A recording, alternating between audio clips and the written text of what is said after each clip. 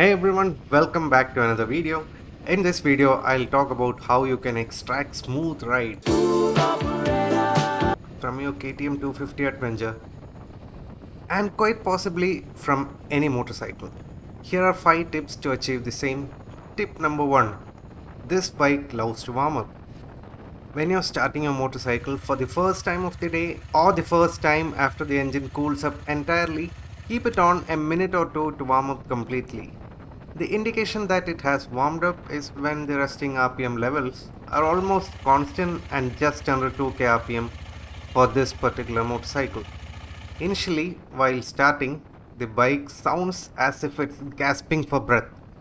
Once it's warmed up, it sounds pleasant and a sweeter sound comes from the engine. The same goes for riding as well. Once you hop onto the motorcycle, don't rev up and dart off into the distance. I personally ride it slowly initially for almost a kilometre or two till the engine feels quite at ease and then go ahead and push the bike. Otherwise the engine feels like a brat. Tip number 2. Shift the gears around 4500 rpm.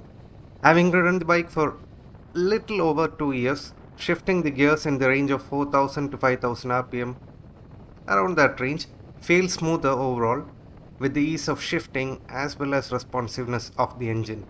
If you shift early, be ready for a display of lethargy. Tip number 3. Keep the fuel tank at least half full. I am clueless on how this can impact the motorcycle, but I have observed that if the tank is at least half full, the bike is smoother overall. I seriously don't know the witchcraft behind this, but it worked for me and maybe you should try it out too. On a related note, just like I mentioned in the previous video, there isn't considerable difference in the level of smoothness when you fill premium fuel.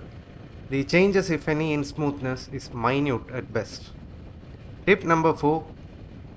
Keep your chain and brakes clean. Obvious. As much as it is obvious, this is something that mostly remains on paper.